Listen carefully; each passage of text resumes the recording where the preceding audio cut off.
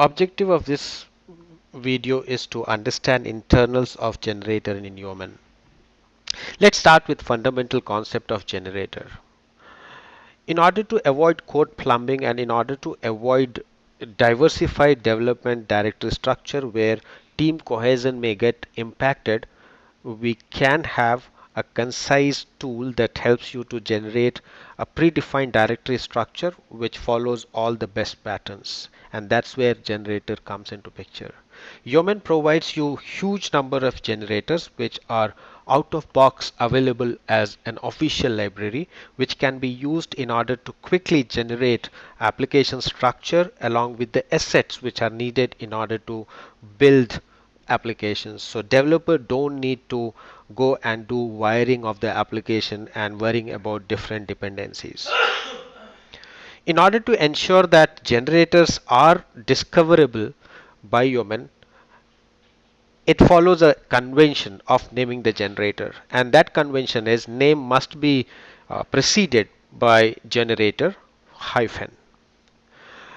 Yeoman also takes responsibility of ensuring that all the code base of generated artifacts of an application resides in a predefined directory called app and with primary name index.js. All these are predefined in order to just provide it as standard so that development can be easier. Now let's see how we can set up generator. In order to set up generator, you need certain tools to be pre-installed, out of which first one is Node, because generators or Yeoman itself is powered by Node. Then you need to have npm in order to do installation of all the utilities which are required in order to build your application using a particular generator. So first utility that you need is Bower. So you will install it by using npm install -g Bower, where -g indicates that this installation should be global so that once installed it can be used from anywhere in your current system. Same goes with installation of Yeoman. You'll be using npm install -g yo, and finally you will decide to install generator. Yeoman comes with a base generator called as generator itself. It is used in order to build your own generator. So you can go and you can install that generator by using npm install -g followed by generator hyphen generator. In case if you want to install a particular generator, for example Mocha, you can use npm install -g Yeoman generator hyphen Mocha. Finally, it needs Git as well in order to ensure that whatever generators you are building, it is shared in GitHub library. So you can install Git in order to quickly position and deploy your generator to GitHub. Now, now let's talk about how to set up a generator. Internally, generator creates a folder, and that folder need to be present in the base folder. So if you want to create a generator, it is always suggested that you create a folder for that generator and ensure that name of the folder starts with generator name, a name that you want to assign to your generator. So in order to set up, you can go and you can create a directory by using mkdir generator name of your app. Then move to that directory by using cd generator my app, and finally fire yo generator at the command prompt in order to scaffold your application utilizing generator. Once you have done the setup, internally Yeoman will generate a directory structure. That directory structure will organize your code into various directories. Some of the important directories are app, which contains application specific resources which can be edited by you. For example, if you want to write some code, you can go and you can specify that or write that in index.js, or you can create more scripts. Template is for read and copy, which can be used in order to quickly build applications.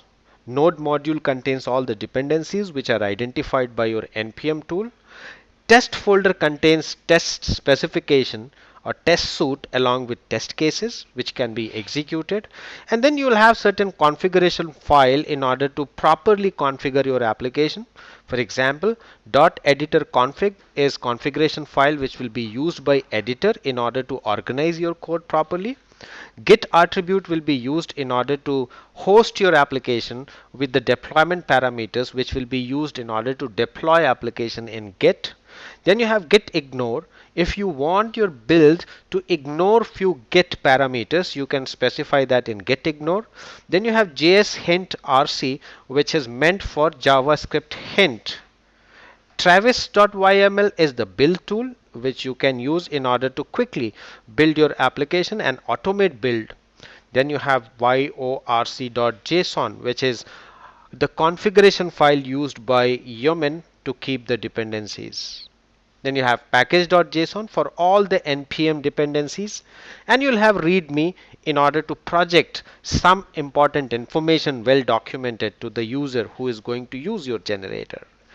And the same generator which you have created may depend on external library which can be part of the directory. So internally it is generated automatically. Now let's evaluate how structure of generator will have impact and what all components are required. We can typically divide it into two parts. One is generator and second is project template. Generator contains assembly instructions. These instructions are there in order to help your Yeoman to assemble and create a new project. Then you'll have project template.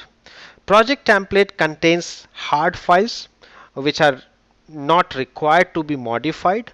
It also contains template file. For example, all your configuration files like package.json, bower.json, gulffile.json, all these files are impacted by your package installations that you do using bower install or npm install or grunt install, depending on package which actually gets impacted.